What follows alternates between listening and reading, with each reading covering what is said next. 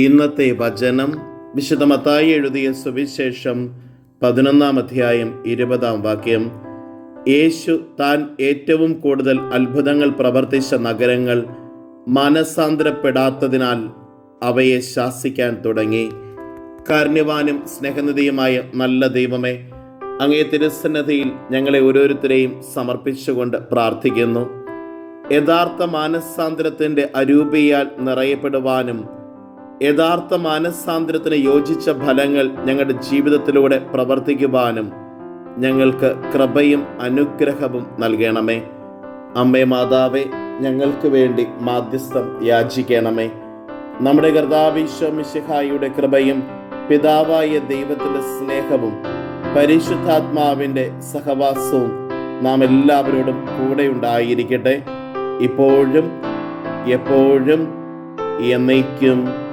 ആമേൻ. ഇന്നത്തെ നിയോഗം: പാപികളുടെ മാനസാന്തരത്തിന് വേണ്ടി ഒരു സുഹൃത ജപം ചൊല്ലി കാഴ്ചവെക്കാം.